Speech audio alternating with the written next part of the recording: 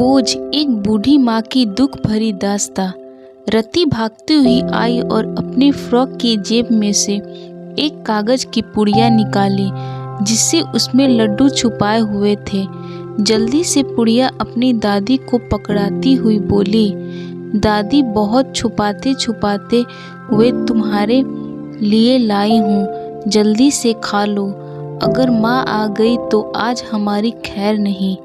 जर्जर हुई शरीर को किसी तरह समेटे हुए उस नन्ही सी चंचल सी रति की दादी भीगी हुई आंखों के साथ धीरे धीरे उठी और रति को गले लगा कर बोली, ना जाने कौन से अच्छे कर्म किए थे मैंने जो इतनी प्यारी पोती मिली मुझे। रति दादी को अपने से अलग करते हुए बोली, लड्डू खा क्यों नहीं लेती हो? आज हमारी पिटवाई करवाने का सोच ही ली हो? दादी बिलखती उठी, ना बेटी, तुम्हारे हिस्से का लड्डू खाकर पाप का भागीदार नहीं बनना है मुझे। तुम खा कर बताओ कैसा है। मेरा पेट तो तुझे खाते हुए देख के ही भर जाएगा। रति ने आंखें दिखाते हुए कहा, माँ ठीक कहती है, बुढ़ापे में सब सटिया जाते हैं। कल तो तुम्हारा कुछ मीठा खाने का मन कर रहा था। आज माँ के साथ उनके काम पर गई थी तो चाची के घर से कोई पूजा थी, उन्होंने ही सबको लड्डू बांटे। मुझे 4 लड्डू मिले थे, 2 तो माँ ने ले लिए थे पापा को देने के लिए, 2 बचे थे वो मैं तुम्हारे लिए लेकर आई तो तुम्हारे तो नौटंकी शुरू हो गई। इतने में रति की माँ की आवाज़ आ गई। दोनों दादी पोती की जान ही निकल गई। दादी ने जल्दी से लड्डू की पुड़िया अपने सिरहाने फटे हुए कंबल के नीचे सरका दी।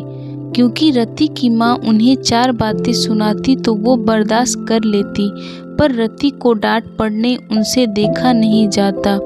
उनकी जी रोने लग जाती थी। रति की माँ अंदर आ पाती तभी पड़ोस की चाची आ गई और रति की माँ को बताने लगी कि उसकी दादी साहब भगवान को प्यारी हो गई है, इसीलिए वो अपने परिवार के साथ आज शाम की ट्रेन से गांव जा रही है। चाची ने रति की माँ से उसकी बेटी का ख्याल रखने को कहा। रति की माँ ने दुख प्रकट करने के बजाय चाची से कहा, तेरे तो भाग खुल गए हैं जो तेरी दादी सा भगवान को प्यारी हो गई।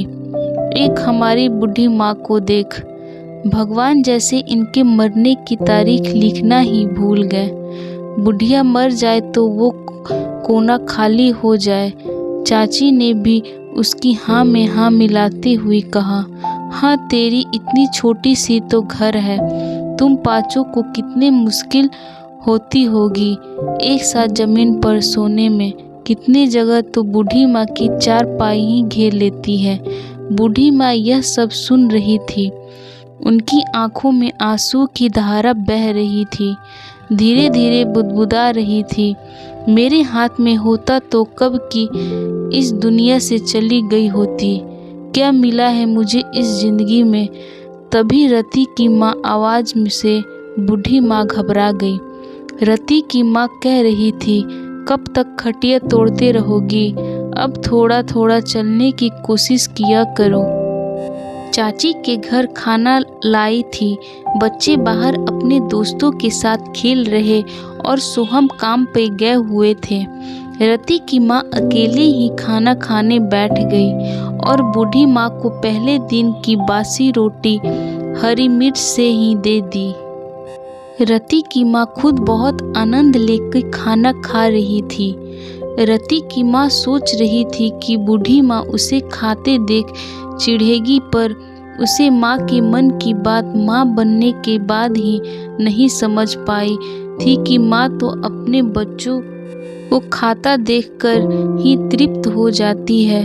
वो तो बच्चे ही ऐसे होते हैं जो माँ बाप का किया हुआ सब भूलकर उनके मरने के दिन गिनने लगते हैं।